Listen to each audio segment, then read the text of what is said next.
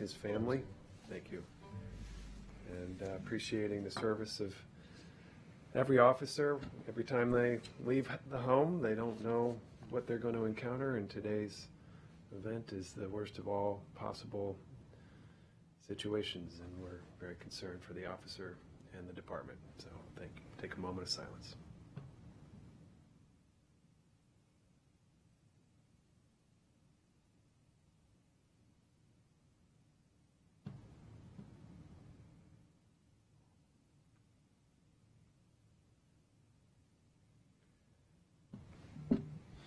Okay. So our first item is the Bill 1819, and Christine is covering here for Amanda Mile, and we've got our department present, Director Nagam, Dan McHugh, Rosie, and Ivan. So why don't we start with the bill, and the bill's sponsor, I'm sure, is delayed and will be here soon. Thank you. What would be most helpful to the committee? Do you want an overview of the bill or just Yeah. on some of the issues? Okay. Well, Bill 1819 would require a landlord to pay a tenant a relocation payment in the event that the tenant's housing is condemned as unfit for human habitation. And I need to Press the touch button there at the bottom. Top. where it says There you touch. go. Shouldn't be so complicated. Sorry. Okay, so the bill would require a landlord to pay a tenant a relocation payment in the event that the tenant's housing is condemned as unfit for human habitation. It would also require a landlord to provide a tenant with a right of first refusal to reoccupy the rental housing under certain circumstances. The bill further provides that the landlord would not have to pay any relocation payment and would not have to provide any right to reoccupy in the event that the condemnation was due to events beyond the control of the landlord. Does that mean that the tenant is at fault, or does that mean that the events are beyond the control of the landlord? That is supposed to cover situations in which, a tornado, some type of event that is beyond human control causes the condemnation. Okay.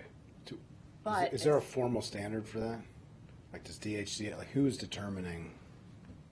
Yeah, that's a great question. I mean, the way I would interpret this, and we could certainly try to include this in the legislative history, would be sort of an act of God type of interpretation, which I think, you could find in case law. Okay, so there's two different important considerations. One is that the landlord does not have to provide the relocation payment if the tenant is at fault. That's a little different. Right, so that would come in, I think, that's really captured in the definition section of the bill at line 3, where you have the definition of the displaced tenant. It's that the displaced tenant is displaced only when the condemnation occurred through no fault of the tenant. You can see that on lines 5 and 6. So you're right, that is, I believe, a separate and apart from, it could be the tenant's fault, it could be the landlord's fault, or it could be neither's fault. And I think that Does the Yeah. but does the relocation and the right of return only, right of first refusal only apply to those tenants who have been termed a displaced tenant? yes. Director Nagam, you're welcome to join, and department's welcome to join the conversation. We're first going to try to just understand what the proposal really means, and any just make sure we think through every scenario. No, exactly. But as Christine mentioned, if the condemnation is not because of the tenant's fault, then this would apply. So That's not an act of God. I that's think, different. to your point, those are two different standards. One is an act of God standard, which is pretty specific, and there are other areas of the law that refer to act of God. This is anything that is not expressly the tenant's fault, which is, I think I totally agree with the chair that those are two different. So standards. how does the act of God standard apply again, please? Okay, so the Act of God standard appears on line 50 of the bill. where you see an exception for the landlord is not required to provide a relocation payment or right of first refusal to any displaced tenant if the rental housing is condemned due to events that are beyond the control of the landlord. I mean, really, as I read that, that could include, I think that could include something that was the fault of the tenant, if it's beyond the control of the landlord. These things seem like that's they're a little rather bit broad. in conflict. Am I wrong? We've got a displaced tenant is one who is displaced because it's not their fault. One is not. But then there's an exception Another is not. Right. if the events are beyond the control of the landlord. Correct. Which one is So governing? Well, they're both governing. So if you were a tenant who, you trashed your apartment to the point where it became condemned, you would not be a displaced tenant. If you are a tenant and your home was destroyed by a natural disaster, What about a It's- fire? What about a electric fire? well, that's a great question. I mean, as long as provided that it's not the landlord's Fault. If it's If the landlord was not cited for a code violation Right. Yeah. and refused Yeah. to pay, This happens, refused to then- fix. Yeah, you're right. If, let's say there's a fire because there was no code violation or something just happened, then that will be beyond the control of the landlord. then Section F on line 50 would apply. So the landlord would not be responsible for the payment in that scenario. Under the law, who determines that? Who determines whether it was a curling iron that was left on in the bathroom that caused the fire, or a wire that was out of place that shouldn't have done it? The fire marshal determines the fault? Ultimately, it is the fire marshal, and that's not a quick process. It's not a quick How long process. does that normally take? Months, right? Then it would not be condemned. And it would not, it would not be seen as the fault. I would think you wouldn't, if you don't have a determination on, if it was a fire, electrical fire, for example. Yeah. You could not determine fault unless you have the ruling from the fire marshal. So that would not apply. wouldn't apply in to that this unique, very unique circumstance. I just, Yeah. I'm trying to understand that. Right. I don't want to speak for DHCA, but I would assume if you're waiting on a factual determination. Yeah, because we could, there's no way for DHCA to know. And that's something which we can clarify within our regulations. Is that That in case of a fire, or as an example, then if you're waiting for the report. You need an affirmative determination by the fire marshal that it was the fault of the landlord. I think it should be specific, and I think that makes sense to your point. Correct. It's not the intention to be in the gray area here, it's the Right. intention to be Yeah. very specific, and okay? this is the landlord's fault, right? I Yeah. don't want to put words No, in your no, mouth, but it seems the, like what the, you were the bright saying. line is landlord's fault or tenant's fault. So what about housing experiencing mold because of unprecedented levels of rain? Well, that will have to do with the drainage system. I can think of any, reasons. The only issue could be is lack of proper draining around a lower level unit, Ventilation. Yeah. where the landlord failed to possibly regrade or correct the infiltration at some point. It also comes back to the tenant's responsibility to notify the landlord of the problem. Right? So it's going to be kind of intertwined as far as how we determine. So you will need to keep track of all of these elements, of what has been happening, so that you can determine, well, in this case, all these circumstances took place.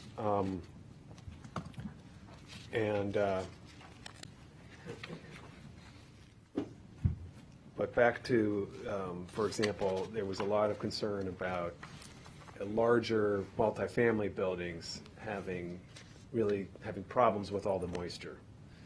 I think everybody had problems with the moisture, but for example, if DHCA was going in there and you were, talking to the building owner and saying, look, you've got to fix these things, like you need to replace this equipment, and then they just never did. Then at that point, maybe you shift from, I'm just asking, I'm not speculating, you shift from, not your fault to your fault? Like, how are these things going to play It'll out? probably play out as far as the landlord was required to fix X, Y, and Z. Yeah. They failed to do so, so technically it would be a violation of the owner. Yeah. The tenant, could, we don't really condemn a whole lot for mold. Yeah. It's got to be really bad to condemn for mold. Okay. 2 years ago, it was throughout, everything was, every property had some mold in it of some sort. Yeah. This year was a lot better because of the lack of rain. So it just, it's going to have to be, fluid. Right. And that's manageable for you as a department. You feel like that's manageable. That was one of the reasons we had that bill that Tom introduced to allow you to break the lease if it was not level of condemnation, but it was, Right.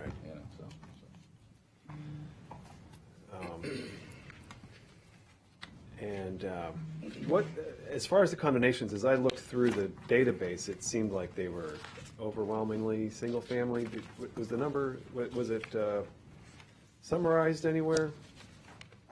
If you look on page 2 of the staff report, Amanda prepared a chart that gives an overview of, I believe it's fiscal year 19. You can see 200. that there were 22 multifamily condemnations and 135 single family. So yeah, So- single family was predominant.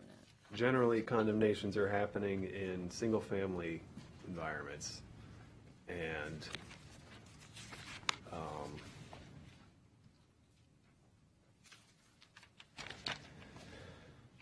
you've got, lack of egress. Okay, so lack of egress, that is probably the landlord's fault, right? That room should not probably be rented. Would that be a general, or is it the tenant has, built something into the basement, put a dresser in front of the window? Rare. Most of the time, an egress issue is the construction of the house, and it's the room that just should not have been rented. Should not have been rented. And so that is the landlord's fault. Yes. And so at that point, this tenant would be considered to be displaced because the property's been condemned, not the property, but that That space is. that space, let's just say it's the basement, it's been condemned.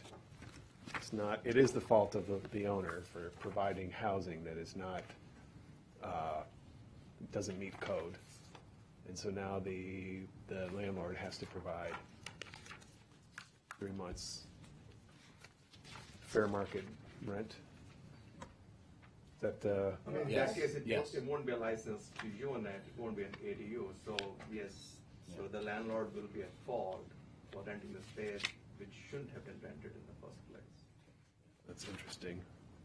Um, Go ahead and jump At in some if you, point, I'd we're like to having, say- yeah, if I you don't wanted to know, make I'm some. sorry I was coming this behind, but That's fine. there's a few things I wanted to mention, just kind of level setting, but, Go for it. okay, great. It's a fluid conversation. Well, thank you all for being here, and thanks to my colleagues.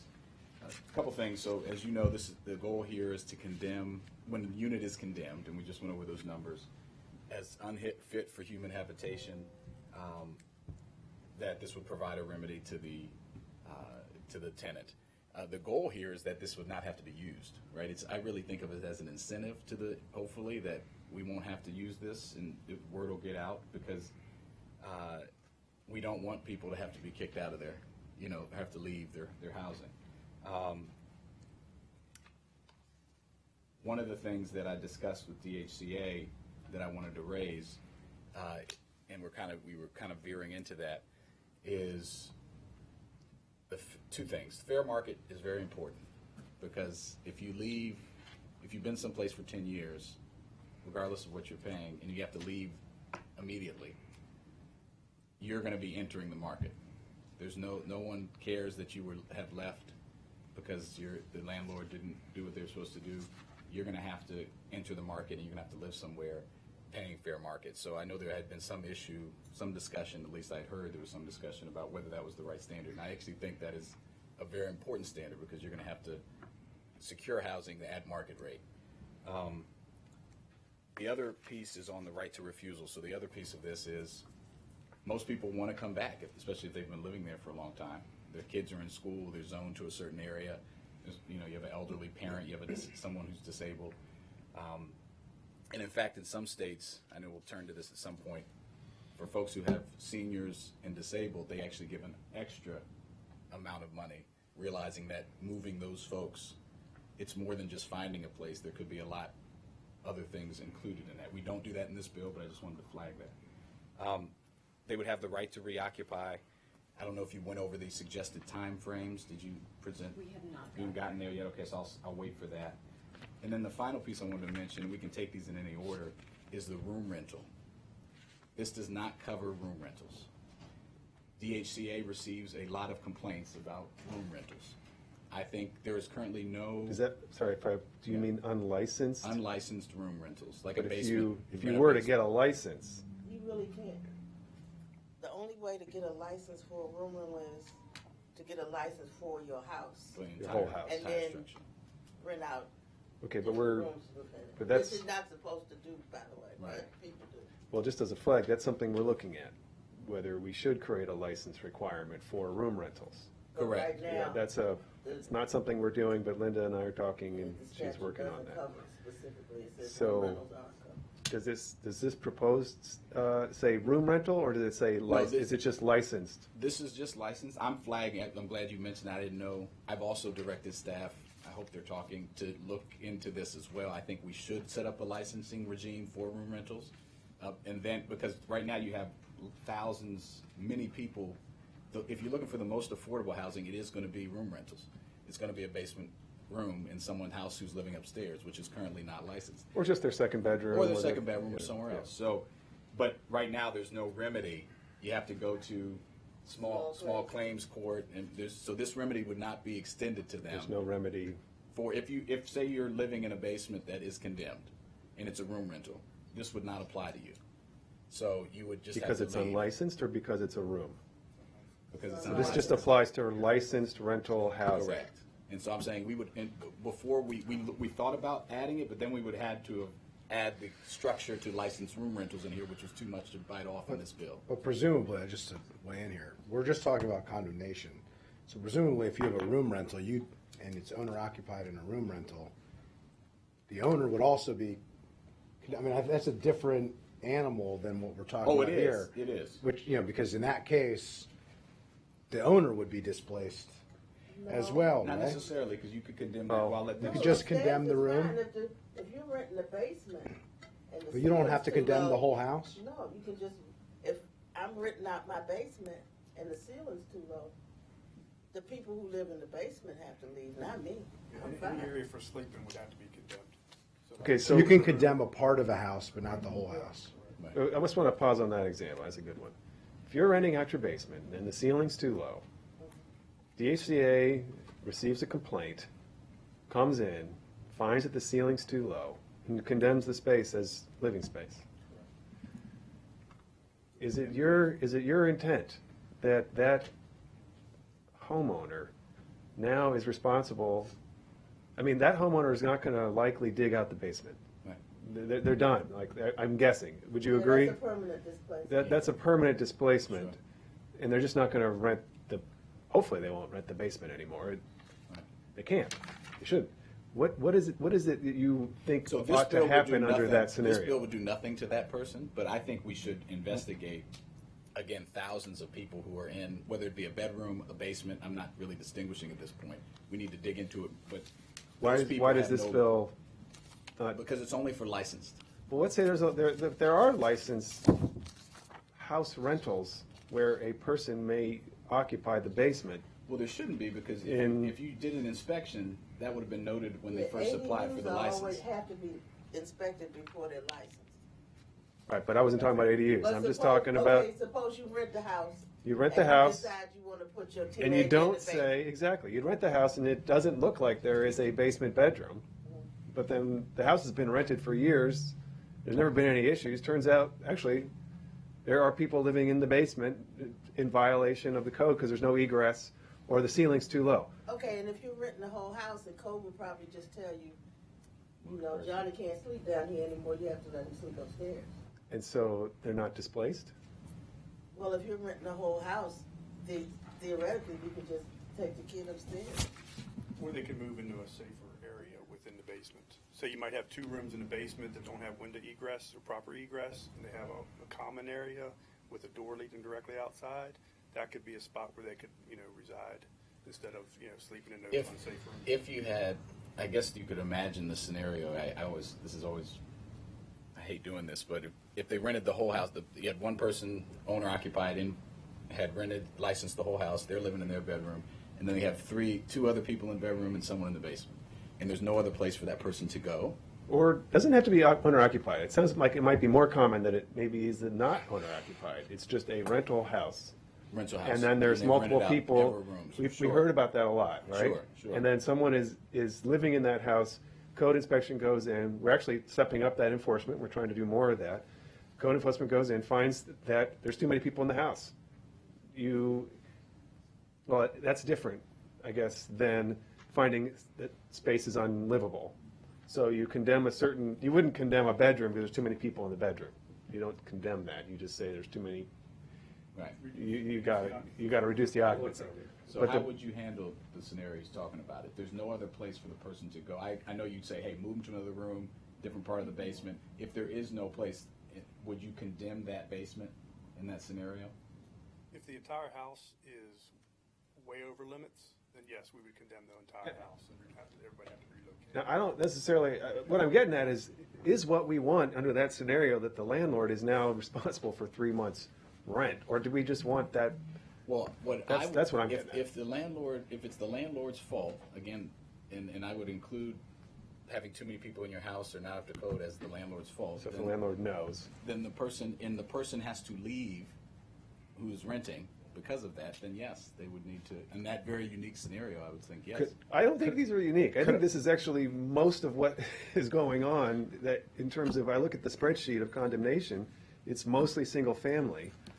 And I don't know. 20% is overcrowding, I mean, based on the numbers that we Yeah, have. right. It's not all based 20% on is height. overcrowding. So I have a question about that. So fair market rent I have a whole nother question about fair market rent, because I feel like we're doing the 3 months and the fair market rent for the broader metropolitan area, which could be an apples to oranges comparison, even for the area in which those tenants are looking. If you're in a particular area and you want to get a like area, to have the whole metropolitan area, including Arlington, Bethesda, DC, that could be a completely different marketplace and a completely different animal than the finite area, close to where the tenant currently is. But putting a pin in that question for a minute, and I totally appreciate and understand what Councilmember Jawando is saying. I just wonder if both is the right way to go there. But let's say you have overcrowding. 20% of what we're talking about is overcrowding. So let's talk about that. You have 9 people in a house, in a single-family home. It's too many. You've determined it's too many. It's not habitable with that number of people. It gets condemned for that reason. You can't, it's not an apples to apples comparison if you say you're responsible for fair market rent of a single-family home, and then the 9 people have to split it up because the 9 people aren't allowed to live in a single-family home of similar size and, et cetera. So what does that mean? Did 9 people get Well, fair only the market for leaseholder is entitled. for a 1-bedroom? For a 2-bedroom, for a 3-bedroom, how does that get determined, or how would that get determined in the way that this is currently drafted? Because 3 months times fair market rent for the entire metropolitan area, for every occupant of the home, what type of fair market, what would that be? Who is entitled? And who determines that? Does DHCA determine that? I mean, does the law determine that? How is that being decided? That will depend upon who's holding the lease. Which is licensed. It only Which is applies to which is license. So licensed. there's certain, do you know who's holding the lease? I mean, that's something, well, Today, no. today we may not, but, I mean, if this law applies, and let's say the landlord is You're fine. at fault, then we'll see who is holding the lease for that specific basement or whatever, if it is a licensed facility. Okay, And suppose, can I ask one more question? Is there fair market rent that is determined based on a room? in a single-family home? Is that a known, so how do we determine that? If what we're talking about, a lot of this is renting out Well, we weren't rooms. dealing with rooms. I so- just was mentioning that as a later thing. This doesn't deal with rooms.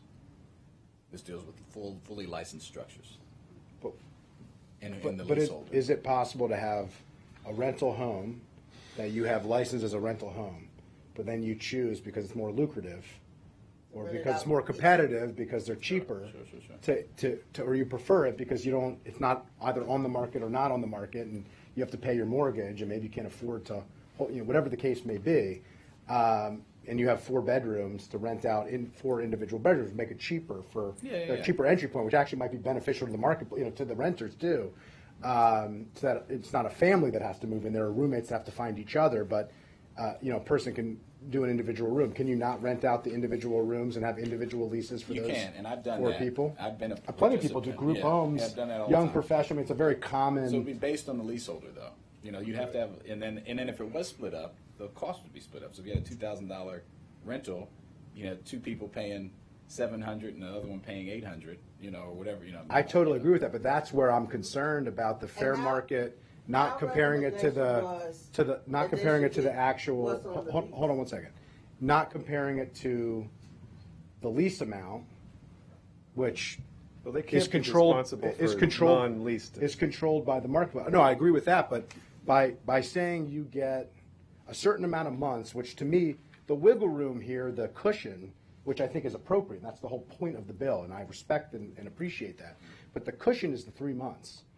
Where I have a little bit of concern is the cushion being a unrelated statistic, which is fair market rent in the metropolitan area, which could have nothing to do with the particular community that you're in, the particular environment you're in. I see the 3 months as that is the amount of money that is allowing you to go out and find. So are you talking about the issue of splitting it up or the market? We're kind of conflating 2 issues here. No, I don't think I'm complaining them at all, because I think it relates to both. And it would be cleaner in all aspects, in my view, to relate it to the rental amount. Because then if you're renting if you have a licensed home and you rent it out individual rooms, if you have a total home and you're renting out the total home, by being required to have a finite number of months with the amount of money that the lease qualifies for, plus the pro rata share of the month that is uninhabitable, plus the security deposit, you're now providing that person with the appropriate, with an amount of money that will allow them to enter the marketplace, even if that's 3 times plus the pro rata share plus the security deposit, 3 times what their 1 month is. And so to me that's where the cushion The issue, comes in. The issue with that is. Does that make sense? The issue with that is, doesn't make sense to me. I understand what you're saying, Yeah. does not make sense to me in the real. One, a lot of people don't do security deposits anymore. And so that could you, well, I know it doesn't have, they don't have to do it. Multifamily. I mean, I think Multifamily my does. sense is Talking about single family. No, I think the opposite. I think my sense is in multifamily with a large management company that is renting out thousands of units, they don't necessarily have to take security deposit because they have they want to move people in and out. Their churn is the biggest, for a move-in fee, like a $500 move-in fee. With a single-family home, which is what we're mostly talking about here, where somebody owns 1 or 2 they'll have them. houses, which is when the condemnations are most prevalent, as we've learned not just from this exercise, but from the the OLO report that we saw many months back, and several of these other. It's the smaller landlords that tend to be the issue. They, at least from my sense, they do charge the security deposits because they're all their eggs are in one or a few baskets. My point is that I should have said that they don't have to. I'm sure many do. They don't have to. It's not a requirement. So that you can't guarantee that person's going to get that money. The other point I wanted to make is on the fair market value. When that unit's condemned, when that house is condemned, they have to enter a market where we're constantly talking about the lack of housing, right? And let me just make this last point. And it's a regional market. Just because they were in Glenmont, for example, doesn't mean they can find another place in Glenmont. They're going to have to find some place somewhere else. And so I think that is the real push. And then you have to find it. You have to move your stuff. You have to pay for that. This does not require the landlord May to pay for I moving. ask you a question? Yeah, sure. I mean, do you feel like what your intent is, if it said 3 months fair market value for a comparable unit? I think that might be a meaningful distinction. Well, I think that's what it says, fair market value for a unit of comparable size. Well, it's just size. So now you're equating a two-unit, two-bedroom unit in the most expensive market and a two-bedroom unit in the least expensive market of the county. They are essentially of the same size. Well, I'm willing to, my understanding of this language, the HUD schedule of fair market rents for the area includes all the rents in the area. So it's like our median, it's not gonna just be rents in Bethesda. It's gonna be based on what people are paying in Long Branch and paying in Bethesda is that correct? When I'm looking at DHCA. Yeah, I mean, It's the way HUD describes it. Oh, by zip code. Okay, so it's by zip code. I'm here. Go ahead, sir. It's by Yes. zip code. So they take the average, in that area, and that's how they come up Right, with. so it's an average. So- Alexandria, Arlington. Right, so it's not gonna Bethesda. be, and But my, your definition is regional. It's the entire Washington region. yeah, I mean, if you want to limit it to, I don't know if I think it was a definitional issue. I don't know if they have that for Montgomery County, but assuming they do, I'd be happy to say Montgomery County. Probably be higher. To the chair, Yeah, they do have it for Montgomery. Okay.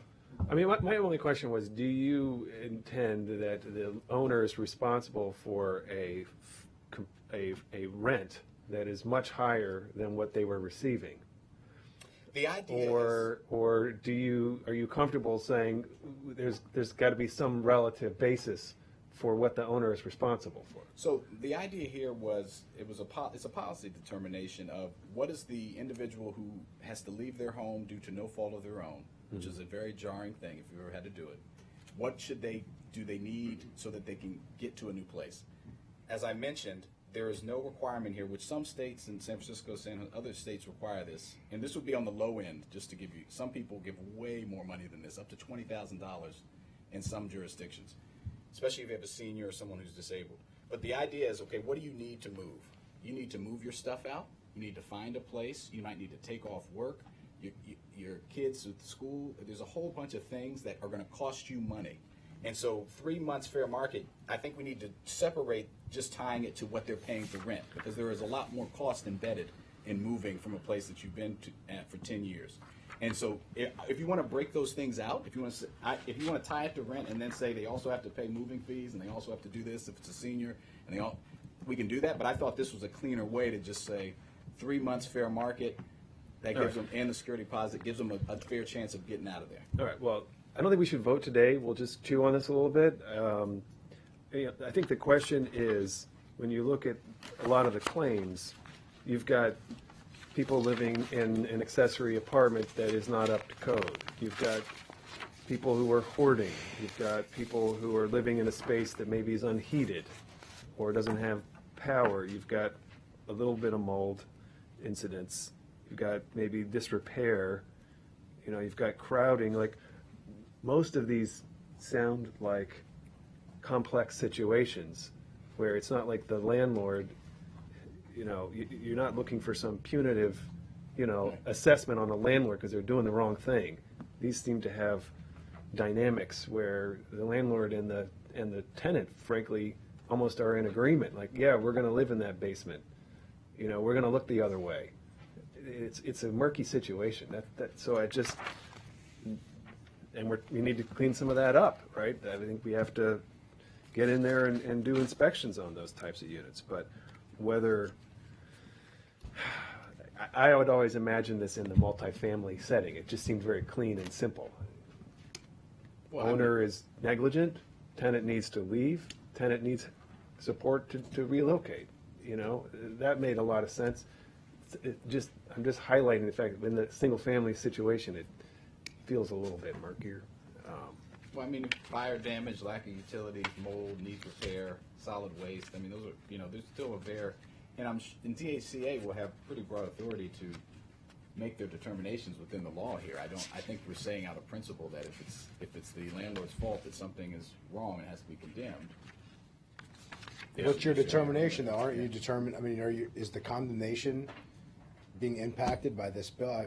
I would think the condemnation is one question, and then what happens after the condemnation is another determination. The two aren't related at all, but I could be wrong. I mean, the condemnation has its own track. Condemnation has its own track, and once we would condemn something moving with this type of bill, we would notify landlord tenant, and they would be the ones doing the investigation, getting the lease, trying to figure out who's on what the condition. Okay.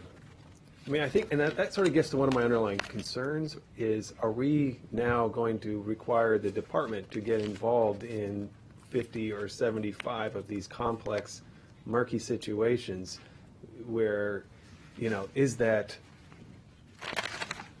we're trying to add code inspectors to actually get out there and get into the homes, but we might spend all of our time dealing with warring parties. And sometimes when a basement, it may not be the landlord that put the folks down there. Right. Tenants may sublease it. But now the tenant might say, oh, I think I can get some money on this situation. And now you're going to have to spend a lot of time documenting, navigating, going back and forth with people, And legally, determining if they knew or not.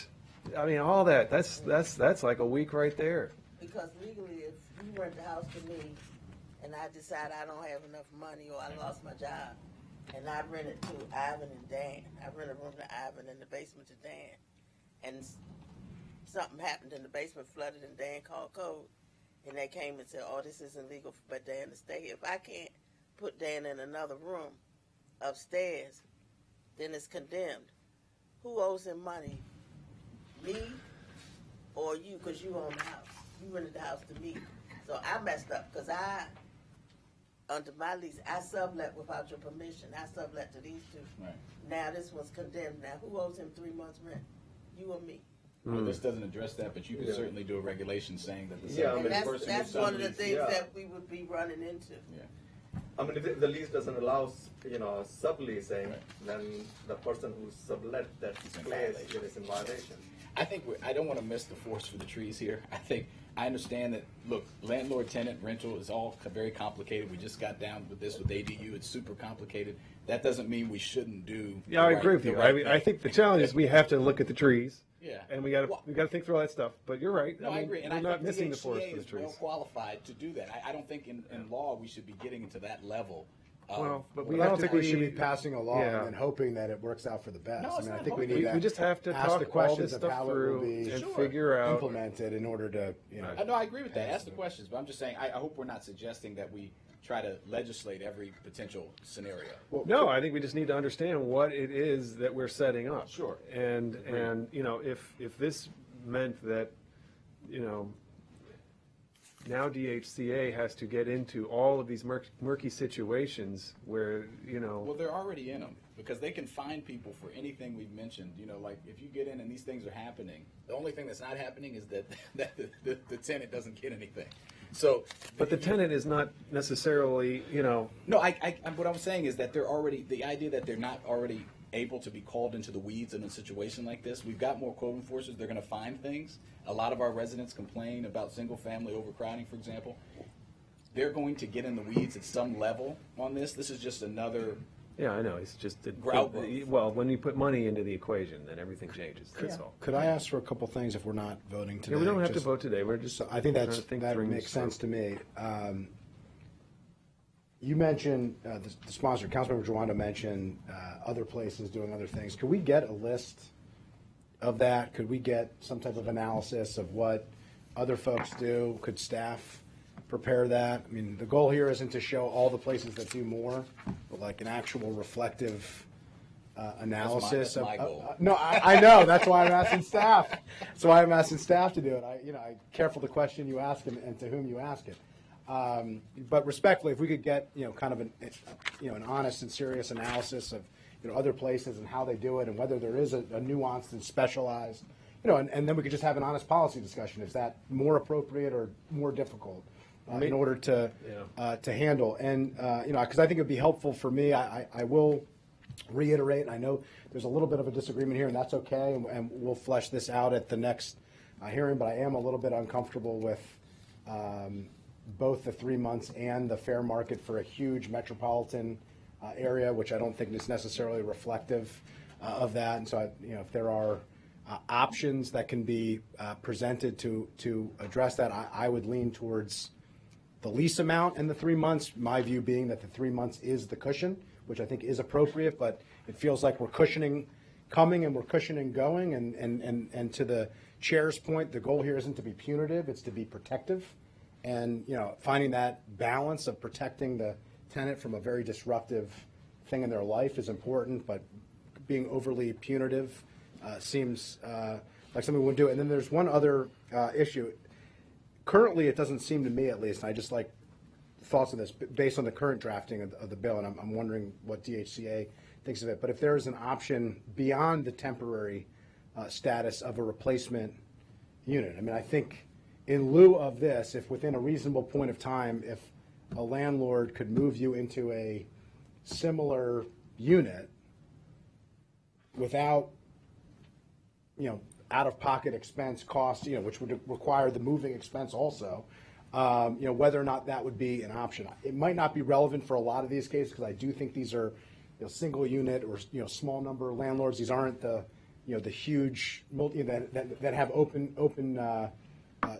lots of open spaces. They can move somebody in easily, but that may be an option. And I would hate to put everybody through a situation where there could be an easy solution that we're not providing that opportunity that The could bill serve everybody's provides purpose. That you have, after it's condemned in the 30 days, if you have another house, or, you have a friend who has a condo for rent, and you can say, can you take my tenant, because my unit's condemned, it's going to take me a long time. That's fine, that you have the 30 days, so there's nothing that precludes you from doing that. And you just have to pay that person's moving expenses. All right. Yeah, but so I guess the big question is, if it's over 30, I mean, sometimes it's, a big piece of this is repairs, right? So if you have some type of repair, you thought it was only going to take 2 weeks, repairs sometimes take longer, you find more issues, you're trying to do the right thing, it goes over 30 days. There is no flexibility either for the tenant or the landlord. Should we just provide some level of additional flexibility? If it's going to take 45, 40 days or 60 days, whatever the case may be, to not have a hard and fast number there. We don't have to determine it today. I just wanted to raise that issue. If DHCA could think through that and decide at the bill sponsor maybe as well. Just when we discuss this again, I just think it might be an opportunity for flexibility on both sides that would serve the goals of the legislation and both parties that are involved. Mr. Chairman, can we at least agree on the 2 amendments so we can get that out of the way? And then, so we've made some progress today? DHCA and Habitat for Humanity's. Yeah, the two, Yeah. which were council staff agreed with, that was basically the reoccupying, you have the notice requirement, you have to give 15 days after the landlord says, hey, you can come back. The tenant has to reoccupy between 20 days after they provide notice. So that was, and I think the HCA concurred with that. And then the other issue, I think that those were the two. What was the other amendment? It's Habitat for Humanity, the 15 days. So that's what I was that's the one I was just talking And about. then DHCA's Relocate. recommended amendments to distinguish between somebody who is temporarily displaced right. versus permanently displaced. Perfect, which we were just discussing. Okay. And then so that's tied That's to fine. that. But That's a No circle objection. line. I think we ought to look a little bit maybe at the displaced tenant designation. And maybe there's just a little bit of language you can put in there to clear up on the front end of this process, whether the DHCA is determining that this is a displaced tenant in a more precise manner than no fault. I don't even know exactly how that would work. Like, how would you go in there, you find that there's someone living in the basement, and there's not egress. Whose fault is that? How are you going to determine that? Whether the tenant is at fault for living there in an unlicensed rental. It would have to come down to the investigation part of things. Who put you down here? You have a lease. How long have you been there? Those types of things, during the questioning to determine if it was in fact the tenant that moved down there, or was it the landlord? who sold the room? That's the determination, basically. Or her? But the challenge that we have here is in the situation that you're talking about is a lot of times it's the landlord who wants to rent a room that is by legal definition uninhabitable, which they shouldn't be doing. Absolutely. But you also have a tenant who is looking for a room that they can afford and are perhaps looking for an opportunity to live in a place that is well below what the market would bear. Maybe because they can't afford another place, or for whatever the case may be. There are a lot of scenarios where both parties are entering into a contract that they both know they shouldn't be involved in, and so it is a little bit of a challenge. It doesn't matter what I want. That's You want a exactly right. business in the Exactly right. relationship. If you know You you're have not the great supposed to rent the basement, responsibility. then you're not supposed to rent the basement. Yes. No matter what I say. And that's with all contracts, by the way. No. I'm not necessarily arguing with that. I'm just pointing out the But I windfall understand what you're aspect saying. of this. You take a well below market rate unit below basement that the tenant really knows that they're not supposed to be in. Whether it's legally their fault or not, it's the business person's fault for allowing them to put in there. But then you get 3 months rent of a room in the entire metropolitan area. It's a much greater amount. I wouldn't call it a windfall, though. I mean, this is someone who has to move and find a place to live. Again, we're talking about someone's house where they live. But From a financial let's- dollars let's- and cents Let's tie this up. standpoint, it's Can you significantly please more. just look at the single family? You've got all the information. You've been here today. Think about if there are any additional amendments that you feel are necessary from the department or not, because you're going to have to live with this and implement it. Yeah, Could we also ask for a definition, or would be the expected definition, if there's one that already exists or doesn't, based on our initial conversation of what qualifies as beyond the control of the landlord? It doesn't have to be exhaustive. It Yeah, doesn't have to that's be it. all That's it. inclusive. Or unavoidable accident. That's what I say, there's a state definition for that. So if there's already, and maybe we could get examples of what fits into those categories, just for Yeah. purposes of discussion. I mean, we did have we were talking about that as you walked in, as you know, and I think it would be helpful, at least for So the next public time, and for us to we'll get understand what we're your, talking about. next time we'll hear from you as to, what you think about all these various issues particularly in the single-family context. I think that's the one that's And tricky. since we are mulling over this, one thing that we would suggest on such a 3 months of tenants rent under the lease at the time of revocation instead of actual rent. Say that again, sir? 3 months of tenants rent under the lease at the time of Under the lease. relocation instead of saying tenants So that- actual rent. The reason being, that tenant may I think have we made that change, I think. So you're talking about B, C, B? That's all right. You can bring it to it's us next time. amended I Yeah, think we should move on to we our did that. next We item. included that. As Christine, I think we included that. I think I'm looking for going back to B, No. because that would be 3 months of tenant's actual rent at the time of relocation, that it was amended out and replaced with 3 it's months the fair greater- market it's the value greater. rent for a unit of comparable size as established by the most current Yeah. Federal Or- Department of Housing and Urban Development. Or, it says or, Or. which is it's the greater of the two. greater of. The greater of the two. Is So- what currently is there. So it's either 3 months market value or 3 months actual rent at the time of relocation. That could be more, depending on That actually- really I what. think the director has a different point, which is just that the verbiage actual rent, they're concerned about enforcing that. They think it would be more straightforward to say rent under the lease as opposed to actual rent. Okay, got you. Okay, I get your point. Yeah, okay, that's fine with me. Okay. All right, thank you very much. We'll take this up next time. And we'll move on to our next item, which is returning to the missing middle. I was hoping not to have to punt this, but. It's fine. We're It's engaging fine. in the deliberative I know, process. it's gonna, you always have details to. The trees are nice, but, it's part of the legislative process. Next Monday, right? Get on. We'll get it on when we have time. What's the rush? It's fine. We gotta get this passed. Thank The you. legislative process has its own. It happens in prose, not poetry, Timing, you know? Yeah, we've already delayed this a couple of times, but okay. Do I need to go? I care about missing middle, but I have to go to a library retreat, so. But we're not making any decisions, this is a briefing. Okay. All right, good to see you. San Francisco, by by the way, $6,600 per tenant. I'd love to see what the.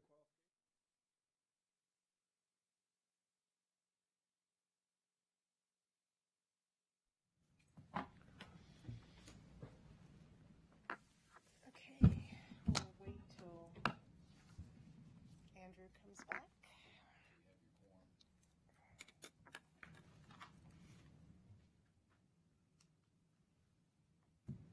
Where are you going?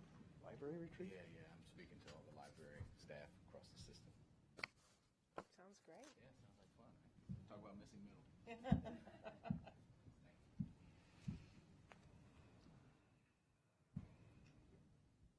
Any more news from Silver Spring?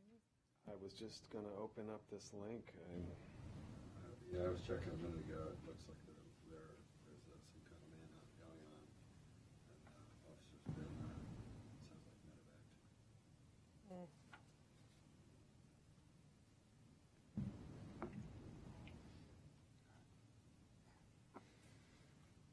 Yeah, it was quite amazing as we were driving. yeah, I saw all the cars coming down. Armored personnel carriers. I mean, it was like, That's why there were so many. So they had to find, they had to pursue.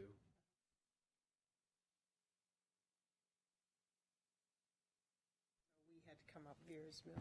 So I've never they, seen a police response like that. wow, that explains it. Yeah, it was pretty amazing. A lot. They had armored personnel carriers and every police car from every direction. Wow.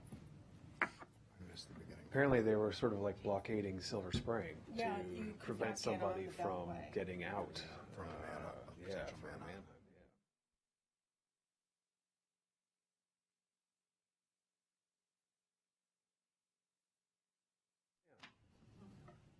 Good morning.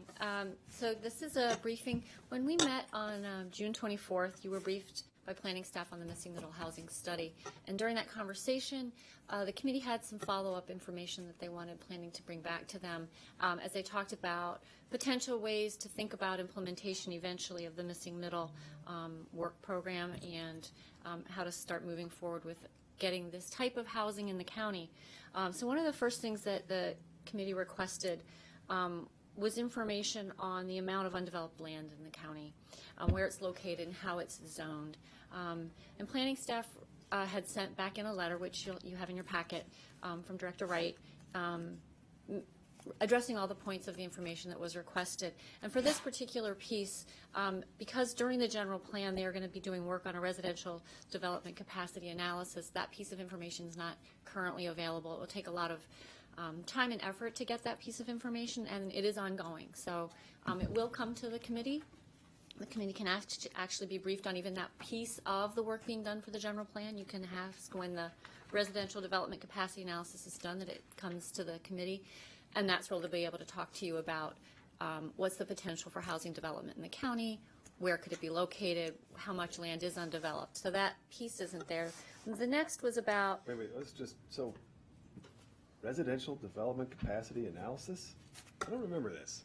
Is this the carrying capacity? Is this whether we are This at is- carrying capacity, like the county executive said when we took up the ADU issue? Well, I think one of the things you all asked for was how much sort of vacant land is there and where is it and what's the current zoning so that we would know, where we have to rezone for missing middle or where we could already accommodate missing middle.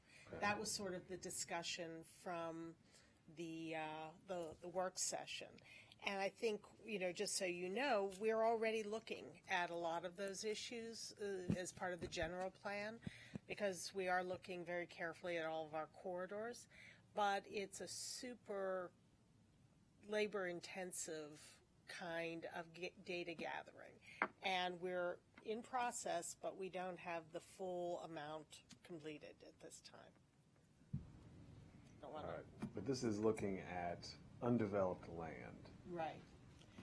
And Well, I think you're alluding to something that Maybe we've that's, talked about many times, which is the idea that zoning envelope is not really a particularly meaningful measurement in isolation of how much Right. development potential is actually going to be built. in the real or- world yeah. available or suitable for development. So this it's not just missing middle. This is important for a whole bunch of reasons, and it's very complicated to try to untangle all the different layers of it.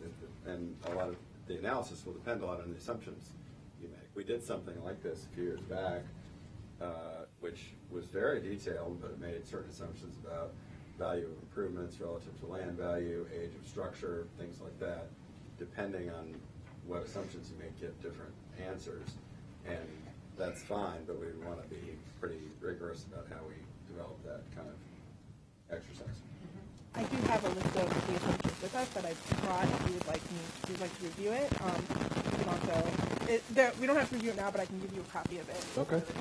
I mean, I think the main message that we want to just communicate is that we are really in the process of doing a super detailed analysis as part of the general plan.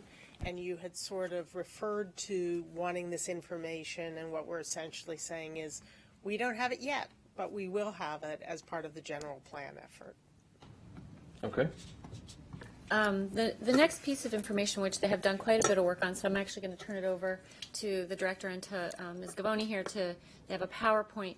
And it was to look at the county's major transportation corridors and look at the zoning of properties along those corridors. So what actually exists along the corridors, how are they zoned? And so they've taken a stab at some analysis like that to cover it. And so I want to just, again, say we're very committed to the whole missing middle housing concept. We have, since we last met with you, done a lot of data collection, and it's really, again, intersecting with work we're doing as part of our general plan effort. You know, we believe that the idea of corridors is going to be very important in the general plan effort that we're also engaged in. But we want to share with you what we've done to date, and then, you know, just to sort of give you the punchline, I think what we want to do is really talk to you about how we think the next steps on missing middle need to be done sort of in lockstep with our general plan effort, so that we aren't sort of letting one jump ahead of the other. So I'm going to go ahead and let me just also mention we have with us, of course, Casey Batania Stern, Deputy Planning Director, Paul Mortensen, the Chief Urban Designer, Senior Urban Designer, Greg Russ, who's our zoning guru, Carrie McCarthy, who is Chief of our Research and Special Projects, and Lisa Gavoni, who is our crack housing planner. And so most of the work that has been done. Housing planner? Sorry, as a child of the 80s, Oh, that's I'm sorry. that is not. Our outstanding housing planner. How about that? Crack staff is a saying I've never heard. Crack something else, and so well, crack staff. I've heard that as a. But I would maybe recommend We'll keeping say those together. outstanding housing Yeah. planner. How about Yeah, that? yeah. So we can talk a little bit. The first thing that we have been looking at as part of the general plan, and that also seemed like a natural for this, was to look at what was defined as our BRT corridors. In addition to the BRT corridors, again, through the general plan, we're going to be looking at some additional corridors, specifically the Purple Line corridor, and even River Road, which is not a BRT corridor, but which is, at least as you get up to the Beltway, a major transportation corridor. So I'm going to let, again, Lisa go through some of the detail. I will just say that we, Okay, tell me again, the corridors, so you're looking at all the corridors. yeah, and we're going to tell you how we're looking at them, at what the zoning is, Okay, and which have zoning that already would accommodate missing middle, and which would need significant zoning changes in order to accommodate missing middle. And what we did was we looked at about a 300-foot on either side buffer, because that's a typical city block. And when you look at a development, it really should be about a city block in size. We also looked at, you know, what the zoning in that 300-foot buffer area would be along the corridors. And what we found really is that there are varied conditions along all of these corridors. And the conditions vary in terms of zoning, parcel size, existing uses, heights, and that zoning is really only one of the barriers to missing middle housing production. You know, and we'll go into some of our experiences with that. But And what will we do with the information that you have found? The general plan would, the general plan is going to look sort of corridor by corridor and make recommendations for an approach as to whether there should be individual corridor master plans, or whether there should be, and this is another idea, a functional plan for missing middle. Okay. Or if there should be a zoning solution for missing middle married with a work program over the next several years that will allow us to do each of these individual corridor plans. okay. For the record, I'm Lisa Boney. I'm the outstanding housing planner for the Housing Planning for the Planning Department. So one of the things, as Dr. Ray was alluding to, is we kind of look at these corridors in isolation. This is my No, you're on. It's Yeah. So we looked at each of these BRT corridors in isolation to kind of compare and contrast them to see if there's any like high-level analysis or takeaways that we could take. And just looking at the zoning, you can see that they're very different. For example, if you were to take Georgia Avenue South, about 40% of that is currently zoned in our commercial residential zones. It's basically a downtown, so it takes up downtown Silver Spring. But when we look at, you know, University Boulevard, then we can go back, it's only about 5% CR zone, and then you look at US 29, it's only about 8%. But then we started looking at, you know, R60 and R90, which is really the ideal place for the missing middle. And just over these corridors, there's about 10,000 single-family detached R60 and R90 properties. So if you remember our Vieira's Mirror approach, that we kind of looked at parcel-by-parcel analysis, and knowing just how many parcels fall into this category, we thought a similar approach could be taken here, either through a functional plan or master plans, to really look at one, assemblage, look at the possibility of what it would be like to assemble some of these, you know, small parcels together, like we did in Veers Mill, and also really take a deep level look at, you know, where these areas could support missing middle housing. So that's kind of the high level analysis that we have taken.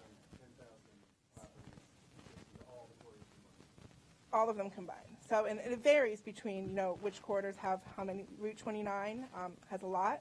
As we know, Georgia Avenue South does not. And this is something that, again, we can look at through the general plan lens. We can, you know, dictate future work program items from this analysis. But we just felt that the corridors were so different in their typology that we really wanted to be able to look at a deeper level. And that's something we also want to do in this residential capacity analysis, which will be a parcel-by-parcel analysis of its zoning bandwidth. I want to just explain, these are important little eye charts. What the yellow is the Yeah. is the R60 zone, and the pink or red is our CR zone, and the brown is the R200. So those are some of the bigger colors that you see on each of these pie charts, and you can see that it varies, and it's okay, it varies greatly. There are some areas that already have a lot of CR zones. There are areas that have a lot of R60. There are some areas that have a lot of R200. And so we have to really understand each corridor in order to think about the right kinds of recommendations. So we can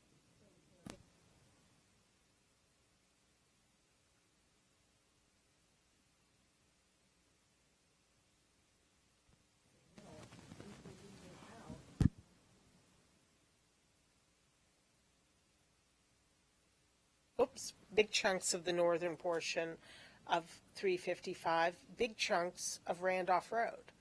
And so, again, it takes a lot of analysis of each of the individual corridors to figure out the right approach. I think that's the point of these pie charts. So just to, as Director Wright, just some kind of summarizing what we're already doing on the missing middle. So we have work groups for the general plan, and the land use and housing groups are working together collaboratively to do this residential capacity analysis, where we're looking at, not just zoning in isolation, but we're kind of building along the 2011 baseline number, which said we were 82% built out, is looking at the existing conditions, but also doing some qualifiers, saying, nothing before 1980 will redevelop. We're using CoStar data to look at leasing data to find if something has a 20-year lease, it's very unlikely to redevelop in the lifetime of the general plan. So we would take that out. There's also properties that, have redeveloped, but they left 100 units on the ground. So we're going to take those out of the equation because they're very likely to redevelop in the course of this, the general plan as anything other than its current use. We're also undertaking preliminary analysis on existing conditions on the corridors. We're not only looking at zoning, but its use, the heights, the varied conditions along the parcels, again, looking for potential assemblage, and really trying to dig deeper. And we're also pursuing pilot projects in the Veers Mill corridor. We've had a lot of action on this item. We're having some difficulty, the property owner saying, actually finding a developer because it's not a proven product in Montgomery County. They said, we'll do townhouses there, but we don't want townhouses. We want, something more missing middle. So we're having a little trouble there, and I think through the general plan, we can kind of look at these issues, whether it be through, Well, and I think, this is an issue that's very, I think, important to highlight, which is it's not just about zoning, it's about putting the zoning in the right places, where the market is going to pick up on this concept.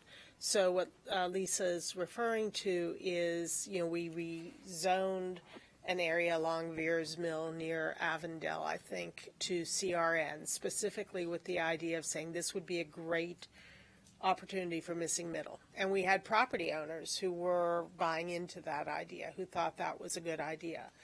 The problem is the market hasn't bought into that yet. And so what we have experienced, and the owners are working with an excellent architect who is very familiar with missing middle, who's trying to help them put some opportunities together.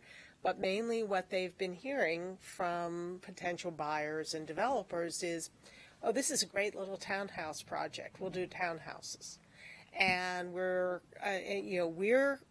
hoping that they don't ultimately choose to do that, which they can under the CRN zoning that was applied. Would that be more density, or would that be less density? Be less density, but it's a proven product that they know how to build and they know how to market, and it's easier. And so even though it would be a little less density, there are many folks in the development community who are saying we want to do what we know. There is plenty of proven missing middle housing already in the county, like the Woodside development right off of downtown Silver Spring is missing middle, isn't it, Paul?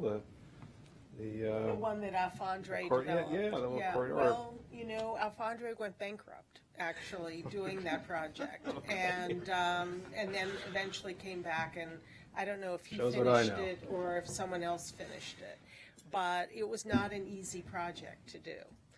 Because Casey Anderson fought it every step of the way. My neighbors and I were bitter opponents. So, I think that what we also are sort of experiencing. That was a joke, just for anybody.